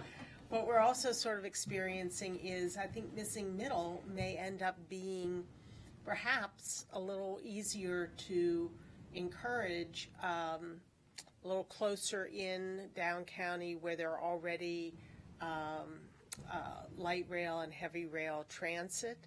In the area along Veers Mill, yes, someday there will be a transit stop. It's Robindale, not Avondale, sorry, Robindale. There will be a transit stop there eventually, but that BRT isn't being built tomorrow. And so I think that it's viewed as maybe a little farther out and something that would be great for townhouses. So could we just talk a little bit, I mean, just building upon what you just said, Gwen. I think looking at the corridors makes a lot of sense. I think that's where it should be focused. It was what we raised during the Veers Mill plan, and I think that is a good approach. But I do think that to your point of proving the model and demonstrating to the private sector the model, because this isn't government property, with the exception of maybe the old rec department site, which as was part of that plan, could be a pilot, so to speak, on missing middle type housing. Largely, the private sector is going to have to exclusively do this on their land with their money, and so we have to figure out a way to make sure that this works. And I think looking holistically at what is available in the corridors and talking about what is our desire as part of the broad conversation of the general plan, the type of county and community that we're building, and that we're making sure that we are growing appropriately, and as the urbanization of the county and the changing dynamics of the county, we're a little bit different from 1964. So it's I think that that's the right approach. But in practice, once we get from the philosophical, aspirational, general plan ideas, I think we do need to hunker down and figure out, what are the priority areas, and actually get serious and a little bit more specific about them. And I think Veers Mill makes sense. I think perhaps the Purple Line corridor makes sense, as examples to look at. But I think we should kind of pick areas. Well, just a quick follow-up there. Yeah. I mean, also, we need to be careful that we're not, that there may be some parcels where missing middle is too small, and really that ought to just be CRT. And let's not forget that either. Absolutely. So maybe go to the next slide. We've been thinking about potential work programming. We're definitely looking at this as part of the general plan. It is very tied in with the work we're thinking about in terms of the corridors, this residential capacity analysis. We're doing, as you know, a lot of education and outreach as part of the general plan effort. We're trying to tie in some education about missing middle, and the ideas that we have in terms of potential future work programs. We could come out of this whole general plan. What I keep telling folks is I hope our general plan is going to be setting the work program for the planning department for the next decade. It will be telling us what projects we need to be working on in the planning department over the next decade. So one project could be a functional master plan for missing middle housing. A different possible work program approach would be doing a whole series of corridor master plans that really, again, dive in parcel by parcel in terms of what the correct zoning recommendations are. Are there parcels that are big enough that they should be CRT or CR? Are there other parcels that are appropriate for missing middle that should be CRN? And so we could work on it corridor by corridor, which has a benefit of being able to look at the individuality of each of those corridors. I think to my point earlier, my personal view, at least at this point, based on what we've heard so far, I think doing a functional missing middle master plan is too big, and it's too much, and I'm afraid of what the practical solutions will be from that exercise. And I think it's a huge amount of work. It's a massive undertaking. And I am a little bit skeptical that we would be able to move forward with actual, practical realities based off of it. I think having corridor master plan, we're actually looking and saying, how do we implement this on a specific corridor with a specific policy with an overarching aspiration, as was provided by the general plan, of here's kind of what we are looking for and what we think is appropriate for the way to move this forward. To me, that I sort of agree. That makes sense. You set a broad-based vision, a broad-based goal, which is the whole point of the general plan, and then you go ahead and implement it in priority areas one by one, to me that seems like the best approach to do it, and we get out of the discussions of philosophical what might be, which is going to be a challenge that we're going to face here, and you start talking about what actually is and what we are actually talking about. And I think that it's important to keep that. Just one more point about this. As part of the analysis of the capacity, I don't know if it's currently included, it may be, but if it's not, the current uses of the single-family homes along the corridors, because I think in many of these cases, rent versus owner-occupied, or owner-occupied versus non-owner-occupied is probably the easiest way to do it. And two, businesses, because these are a lot of dentist offices and medical offices and others that are single-family homes that have been repurposed into businesses for the obvious reason that as these corridors have gotten heavily trafficked and have become a different animal, the interest in families living there with young children, particularly, have diminished significantly, and so the obvious use has changed, over the last 50, 60, 70 years when a lot of these houses were built along these corridors. But I think that would be instructive, to determine this. We're not talking about an owner-occupied single-family home versus, a missing middle or a townhouse or whatever. A lot of times it feels like to me we're talking about a rental, perpetual rental housing or a small business versus some type of housing. And so I think it's important to understand what the compare and contrast actually is as we're having the policy discussion. But we can look at the owner occupancy, and that is something that we will be looking at as well as if some of them are being used as special exceptions for a single family Yes. home. So we will be looking at that. Okay, I think that would be really helpful and really instructive, particularly on the corridors, which I think it's most acute there than it is with any other single-family homes along, and throughout the county.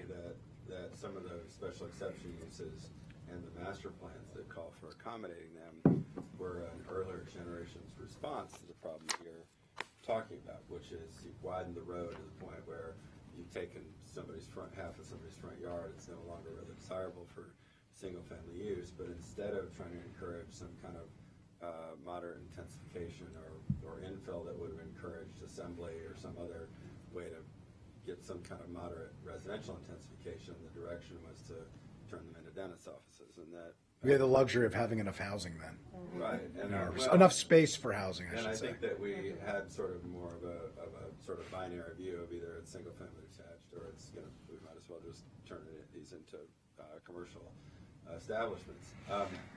But I wanted to make a prediction, not a recommendation. Having lived through the zoning code rewrite, I predict what will happen is that we will go forward with this general plan update and study a lot of these issues, and it will become apparent that there's some interest in pursuing some of these missing middle strategies, and we'll find a way to accommodate that, just like we did with the CR zones with White Flint as the zoning code was sort of getting started. I mean, at that time, we had the same kind of discussion, like, well, wait a minute, hold on, don't apply any of these new mixed-use zones until we're all done with the zoning rewrite, because we're trying to do the whole thing. We're going to study every aspect of this before we let's not get ahead of ourselves. But then there was a recognition that in White Flint that it was desirable to have these zones be available, and so we did it. And it was not the end of the world. It didn't take the zoning rewrite off track. In fact, I think in some ways it kind of helped lay the groundwork for that. So I think we should not be too concerned about, on the one hand, let's not get ahead of ourselves. Let's wait until the general plan is completely done before we do anything on missing middle. On the other hand, forget about the general plan. Let's plunge ahead with missing middle zoning all over the county. I think it will become apparent as we do some of this work that there may be some opportunities to incorporate some new tools in the code and use other strategies, which will kind of come out of the general plan work, and then hopefully be complementary to it, but it won't be all or nothing is what we're talking about today. And to that end, I would just mention we are doing other master plans right now, and including you'll be seeing very soon the Forest Glen Montgomery Hills plan, and we're also looking at starting the Silver Spring plan, and those all are opportunities, and it's for for missing middle, and it's something that, again, as you're Are thinking they? about But these they don't- plans. They don't draw in surrounding residential. Well, the Montgomery Hills Forest Glen neighborhood does. Actually goes all the way down Georgia Avenue to Spring Street. But we did not recommend changing that zoning along Georgia Avenue. It's something we can talk about with the council when you go into work sessions, if that's something you're interested So in. there actually is one parcel in the Forest Glen Montgomery Hills plan that we did recommend, and that's the kind of was the benefit of doing a parcel by parcel analysis, is we were able to see that it was on Georgia Avenue, but we could taper it down to the residential uses behind, and we called out, bungalow courts, 2/2s is something that we would like to see on that site, and again, that's something that we could also look at on the edges in the Silver Spring plan when we begin our analysis in that plan too. Right. I And think there that makes a are- lot of sense. I mean, to Chairman Anderson's point, but I do think it is, very specific, very specific. I mean, we've already done that. Basically, it was discussed in the Veersville master plan that that the rec department site, would be a very appropriate and interesting place for missing middle housing and some of the other parcels. But I do think it's important as part of the general plan that we have an overarching vision of what we think for the corridors, which sounds like it's going to be a core part of the general plan, both transportation and housing related to the corridors as main thoroughfares and main focuses of that. And I think getting input from the public, sharing it with the public, getting buy-in and understanding of what that looks like is important as we move forward. And so, the parcel by parcel stuff is nice, but, we do need to have an overarching vision of, what this is going to look like and what is the type of county that we expect to build for the next 30, 40, 50 years. We did want to tell you there are also zoning solutions, and we've talked about those.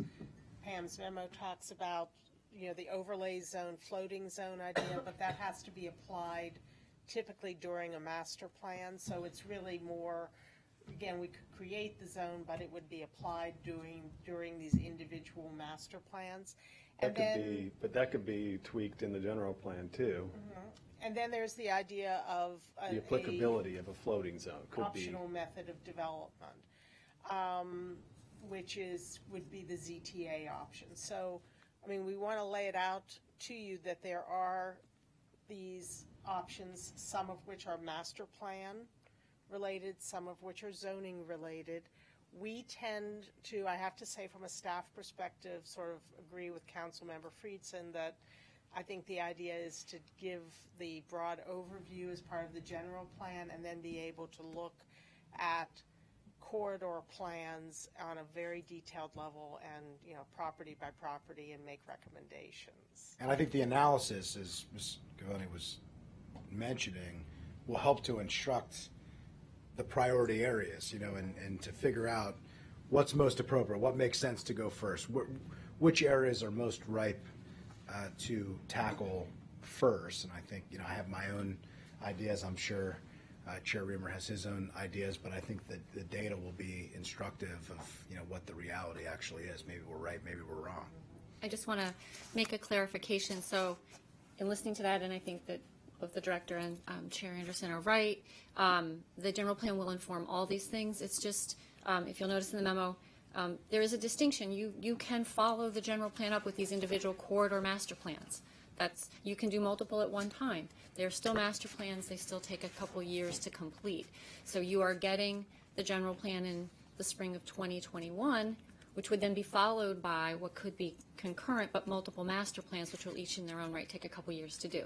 So we could be talking quite a ways off. Another alternative would be while the planning department is undertaking the analysis of what these corridors are like, what do they look like. They're just told you they will be doing that detailed look at properties for this residential capacity analysis. There could be a pilot or two of, let's pick one or two corridors where we think about, are there ramp parameters we can place in zoning for optional method development that we want to allow this to move forward at the end of the general plan. That's the ZTA option that Director Wright mentioned. It doesn't require individual master plans for every corridor. It could be informed by the general plan. just to let you know there are different options on the table with different timeframes. Could I offer one other alternative? I'd be most interested in looking at our publicly owned land, like we did with the rec department. Great So- segue. We could go to the next slide. I was wanting to talk about that part. That's another thing you had mentioned at the work session was really getting more information about our public lands, and that is another piece of work that our staff has been very involved in, and I'm going to let Lisa talk about that. Sure. So when we last met, we talked a little bit about, I think the Bushy Drive inspired everyone to look at, what's available for our publicly owned lands. So my coworkers and I looked at our State Department of Assessment and Taxation parcel file and used the owner field to kind of whittle down the publicly owned land. We also had a lot of help from the Department of General Services on this.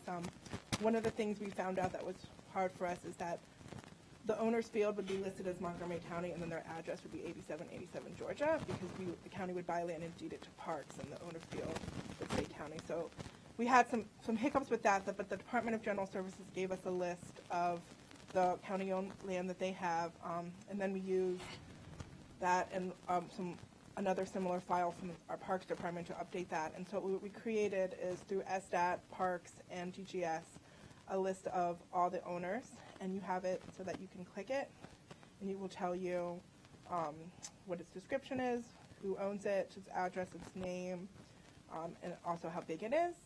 So let me think. So here's one that says the name the DGS gave. So this is the police firing range on Riverview Farm, County, and it has its address. And we also did a little bit of analysis looking at the zoning. But also doing this, we felt, working with the department, our partners at the Department of General Service, analysis for any future use should be done with DGS as well as DHCA, HOC, all the partners that own these parcels, because we didn't feel like it was appropriate for us to kind of dictate further use outside of a master plan. Yeah, and I want to emphasize this is a great tool. It gives a lot of information, but it really comes down to everything's in the details. Each of these pieces of public land has a agency in charge of it that already has their own thinking and plans for what they want to do with it.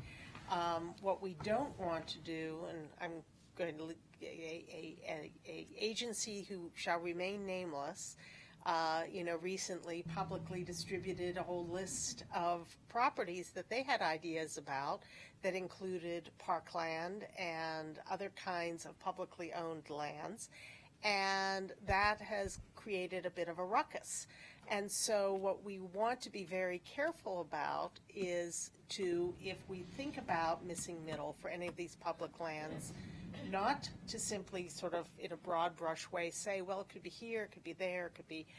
We want to be able to talk to the agencies, understand what their goals are, figure out ways perhaps to co-locate missing middle with some housing, with some of the things they may have as goals that they've already identified for that land, and do this in a way that is going to hopefully not create animosity, but create enthusiasm with the different agencies who own this land about doing some innovative housing projects. Is this the first time that there's been a public database like this of all publicly owned We've land? had something in the past, but this is more detailed. Yes, we've had iterations from our co-location study, which kind of served a basis, but I think this is the first time where we kind of got input from other agencies, and I think further analysis, we would like to include those agencies in the analysis.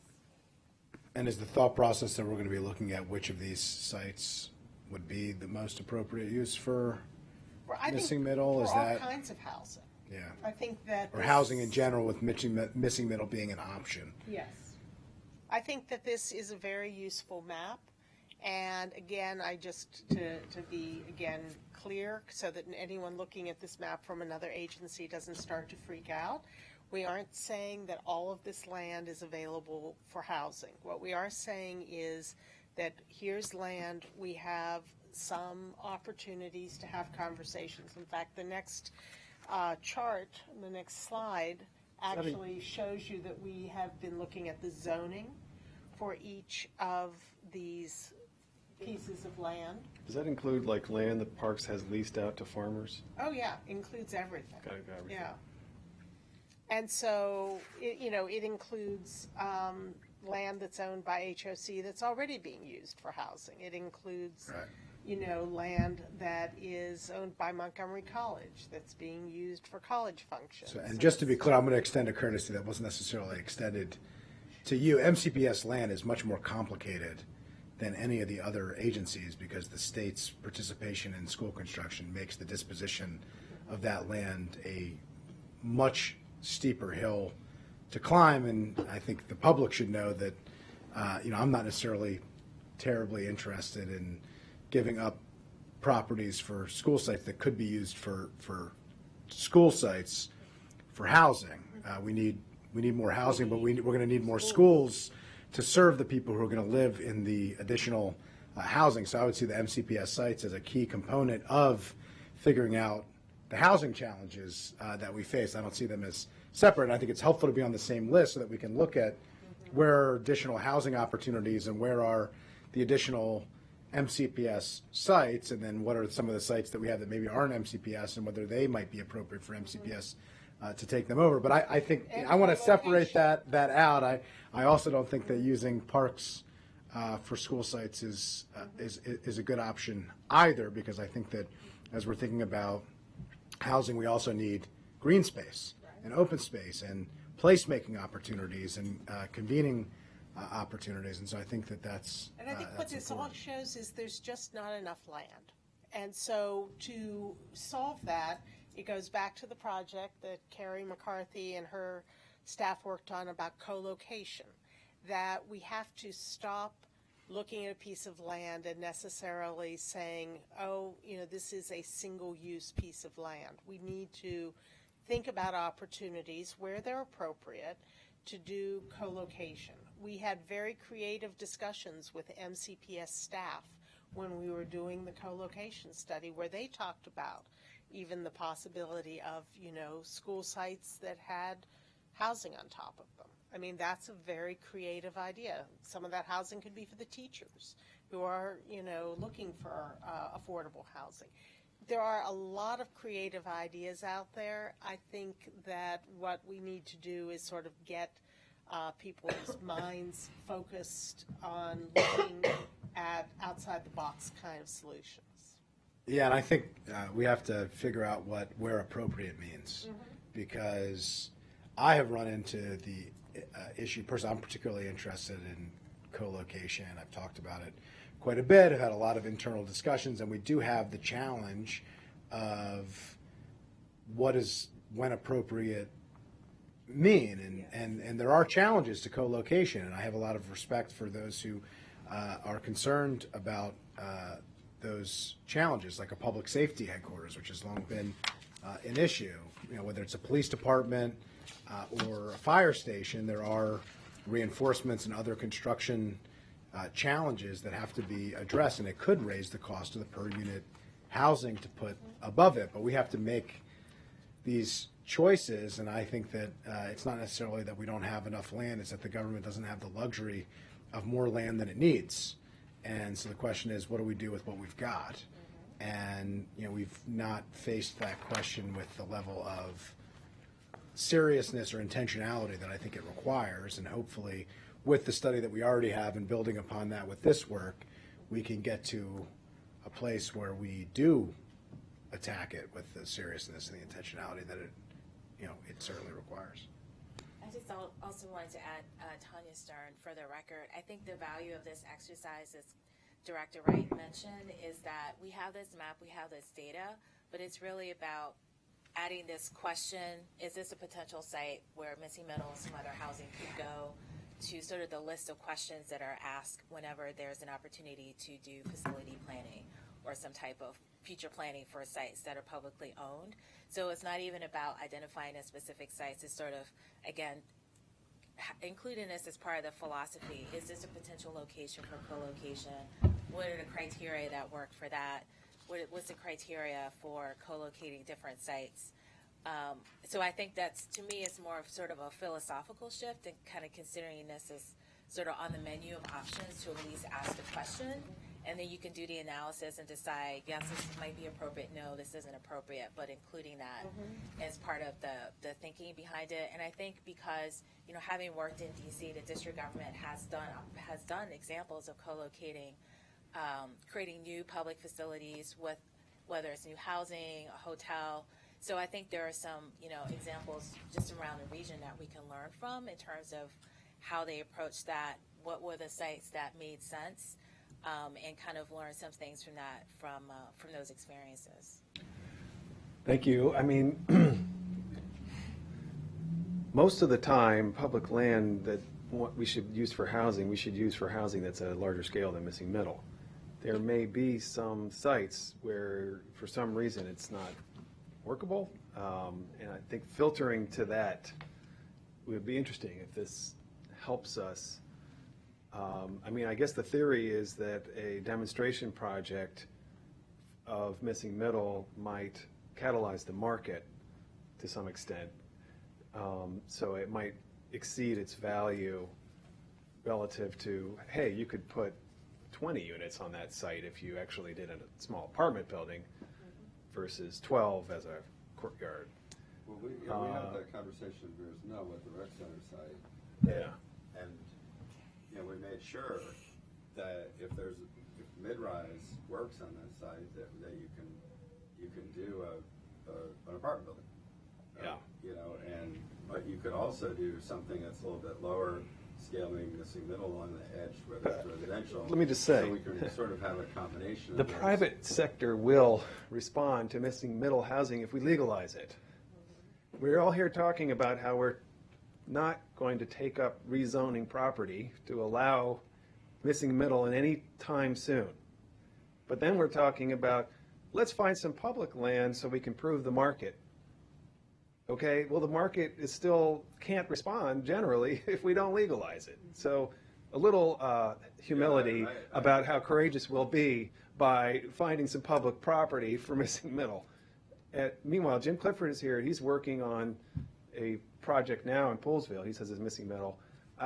Maybe there are private sector examples that are going to happen generally that we could highlight. But I just want to say, let's not get too ahead of ourselves thinking we got to prove the market that we haven't legalized. We got to legalize the market to worry much about proving it. Well, I agree, and I think it's the same thing with ADU. Unless you have a product that you can replicate over and over again, you don't have a business. You've got Right. one-off experiments. Right. But that's kind of what I was alluding to in this idea that as we move forward in this, I think it's going to become apparent that there are opportunities that don't disrupt everybody's settled expectations of what zoning is appropriate in a residential neighborhood in the entire county, but still do what you're saying, which is not just say, I think here's so, one site you can but do. I wouldn't really look to the years of work and involvement of building a missing middle community on public property as part of making the case politically to rezone land. I mean, there are examples that we can, even though that example on George Avenue maybe wasn't profitable for the original developer, it's there. We can go look at it. Like, it's there. So I think I said this before, but I want to reiterate it. I don't think we should look at this as, I mean, that's a 10-year game plan, to demonstrate missing middle. I would like to think we're on a faster timeline than that. I think opening the door to the private sector in some targeted manner is probably a quicker way to get through to demonstrations than. But maybe there's a parcel somewhere. But And I think some of these down county master plans may be that opportunity to make it permissible and see if the market responds. right, make it permissible on private land. Yes. Yeah. Yes. Yeah, I think that exactly. I mean, I think we ought to be thinking about both, right? Let's legalize on private land. Let's RFI, some public land. See what happens. I think we ought to be intentional, moving as fast as we can. Other communities have enacted sweeping ordinances that legalize this just generally, but they're contextually different, and so. trying to find our spot is important. And I will say, to pat ourselves on the back to some extent, I still believe that ADUs will generate far more units than triplexes or fourplexes or even duplexes, because you don't have to tear a house down to build an ABU. You can just retrofit it. And if you're really going to build a duplex or triplex or fourplex, or a cottage community, you're going to have fresh land, or you're going to have to tear down a house. And so then at that point, you're no longer talking about something that the homeowner is likely to do themselves. You're talking about an entire business coming in to do that. And that will happen, but it will always be, I think, at a smaller scale than what, hundreds of thousands of homeowners potentially, I don't know if it's hundreds of thousands, but 120,000, I think was the number, could do. But again, I think we ought to keep driving towards some very targeted way to legalize this type of housing while also searching for a filtered, public land process and do both, I continue to believe public land's a good way to go, but I think that there's some good points there. Who do we think are going to build these? I mean, just realistically, based on others, is this a single developer, as you talked about earlier, that's going to, through a major assemblage? Now there aren't a lot of huge farms that you could turn into a missing middle housing development, or huge sites in current residential areas, as you mentioned.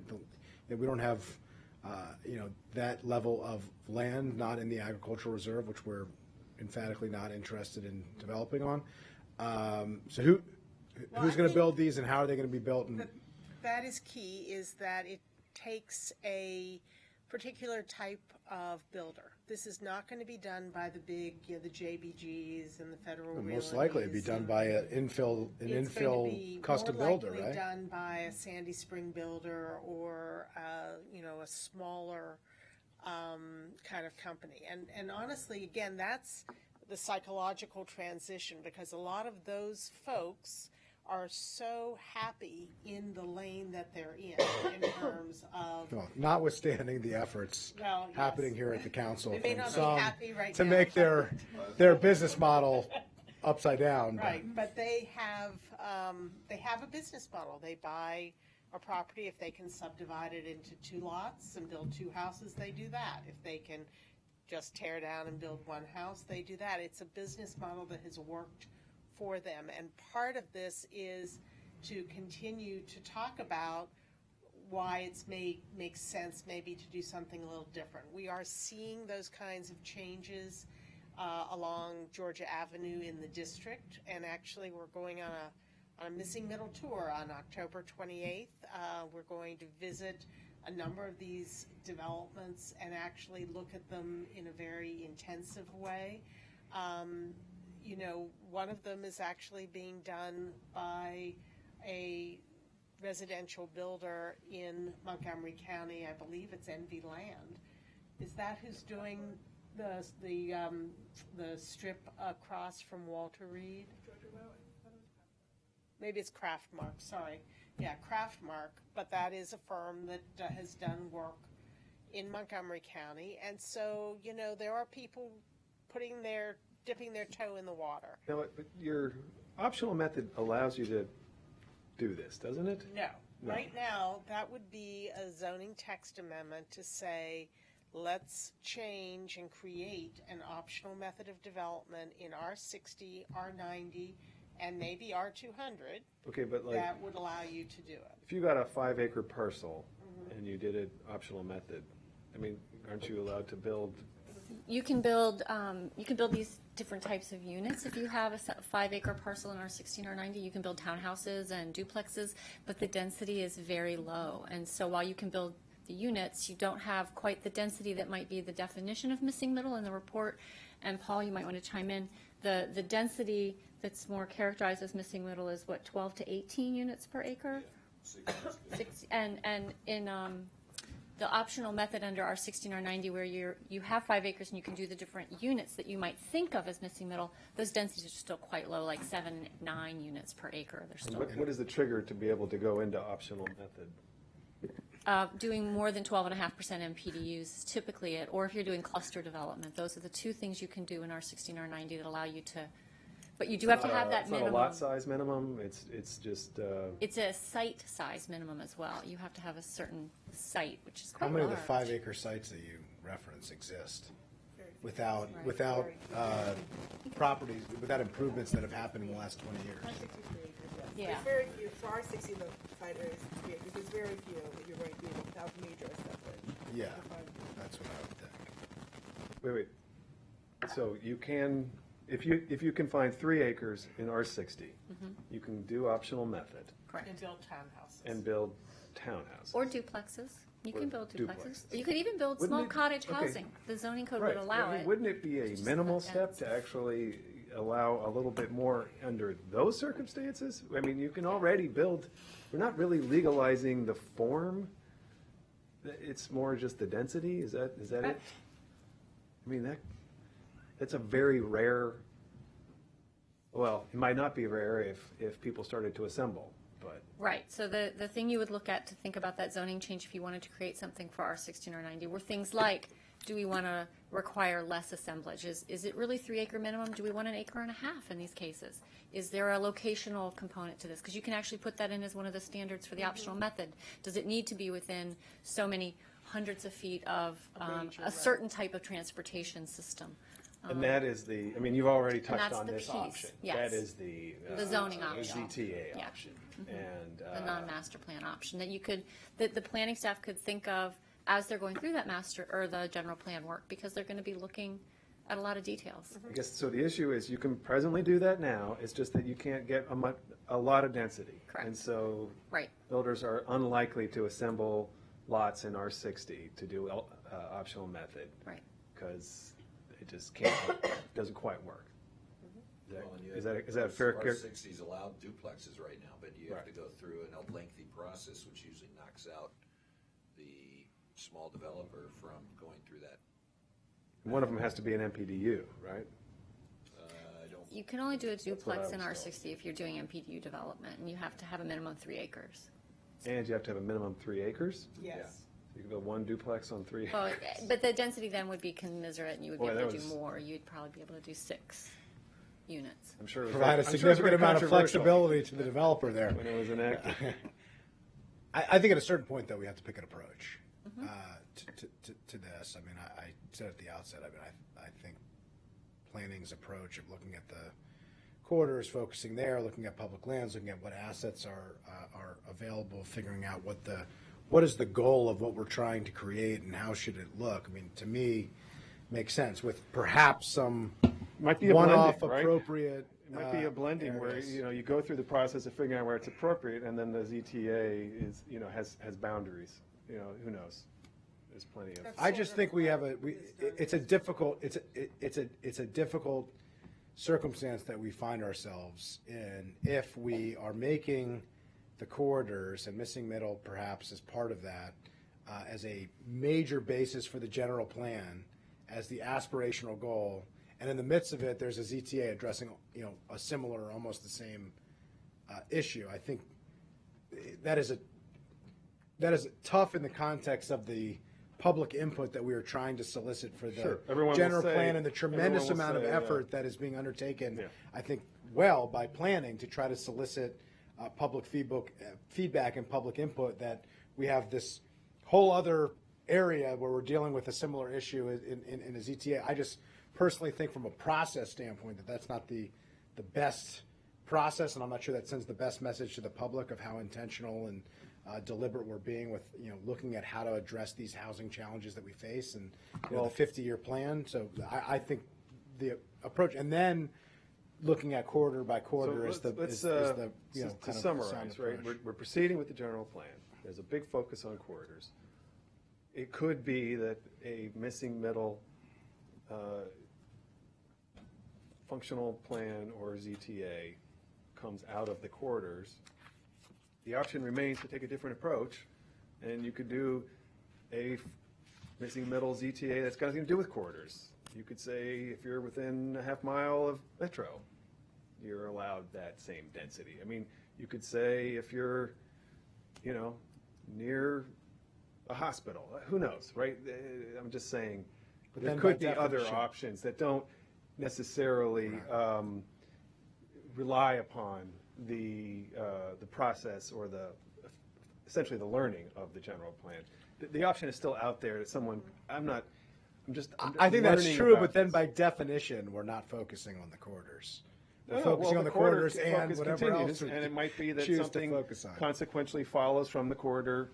Well, but I think that's different. I agree with that. process. I think that there could be an opportunity where, in looking at the corridors and in discussing the general plan, that you do create hubs around BRT stations, around metro, et cetera, et cetera, et cetera. That does necessitate a ZTA or some other way to view this, or some new method that is discussed as part of the general plan update that then has to be operationalized through some other form of lawmaking. I just think that we should discuss them under the context of it's a similar discussion that should be taking place All I'm saying concurrently. is that the corridors are not the only place in the county where missing middle might be desirable or viable that we might support. So let's keep in mind that the corridor focus of the plan is not the narrow band of missing middle. And Well, and one thing I just want to call your attention to, I think Ms. Dunn tried to come up with a solution that might, address everyone's concerns on page 3 of her memo, where she essentially says the general plan is due to the council in the spring of 2021. And the committee may want to, as we come up with our budget for fiscal year 21, may want to put something in our fiscal year 21 work program to work on some sort of a ZTA or something that could be ready for implementation concurrent with or shortly after the adoption of the general plan. And it could even say, one of the criteria of the ZTA could be this should be an area that was recommended in the general plan as appropriate for missing middle, or something like that. But I thought that what we talked about in the beginning was focus on the general plan that has an emphasis on the corridors, and then operationalize that with a plan of which corridors to actually look at, which will be instructed based on the data that Ms. Scavone is putting forward. The recommendation, while a sound recommendation, Well, we're not is a taking different action. is a different approach Yes. to that. And I'm Pam is endorsing outlining I'm different endorsing options. the original approach, at least based on the information that we have now before us. My inclination would be that is the more deliberative, intentional approach. That doesn't rule out the fact that there could be the need to operationalize zoning changes to make missing middle a reality based on that work, but the focus should be on the corridors, as which we've been talking about since Veers Mill, which was the first master plan that I worked on. We are ripe to address the a big corridors. focus is on. It's not the only focus. No, not the only. I'm just. Well, I think there's a couple points that I wanted to make. One is that missing middle isn't just a black or white type of housing. There's a wide variety of missing middle housing that comes in different scales, different building types, and so on. It's an outcome, not a form. Yeah. I mean, the outcome is the type of density that you get in a finite area. How you achieve that density is up.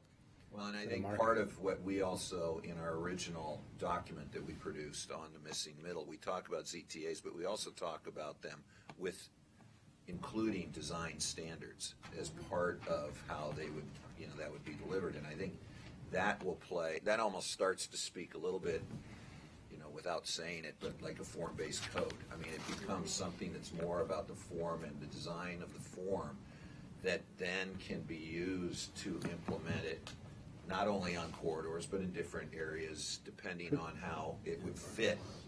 Could you talk about that for a second? Because we always have heard, at least always, I've been here for 10 months, but in my infinite amount of experience here at the council,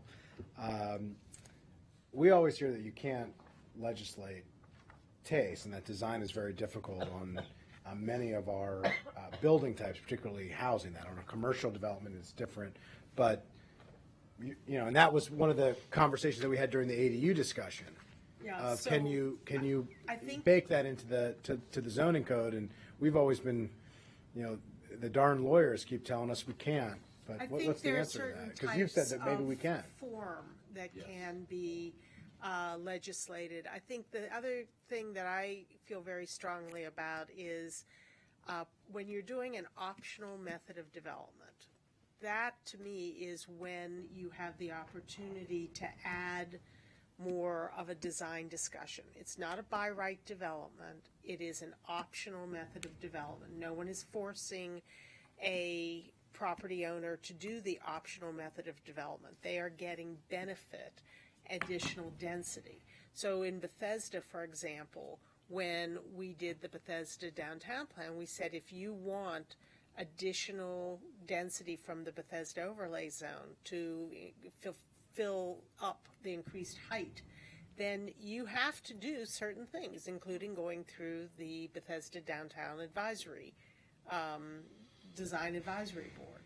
You have to, contribute to parks, those kinds of things. But it's not just the fact you had to go through design review.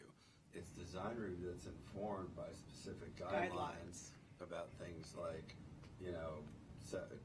tower setbacks and the way the building confronts the street. I mean, there are a million permutations of form-based codes. If you were going to Santa Fe, New Mexico, everything has to be made of Adobe or look like, if you want a 7-Eleven, it looks like you're wearing a spaghetti western or something, which I think personally is taking a little too far.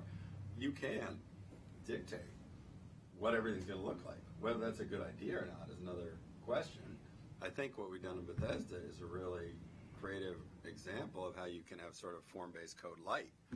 And we could do certain things to make missing middle housing or any other housing type conform to some general parameters. You want to be careful how far you take that, because you may make it either impossible to build, or you may find out that it winds up being kind of ridiculous, like the Santa Fe example where everything looks identical. But I think there's no legal reason why you can't impose some kind of standards on what this type of housing can do. Okay. All right. So we've got various options before us, none of which we are making any decisions about today, but we understand what those options are a little better. Yep. And if you have additional thoughts or want us to come back and talk to you about the work on the residential capacity analysis as we start completing that, we're glad to do that. Let's plan that.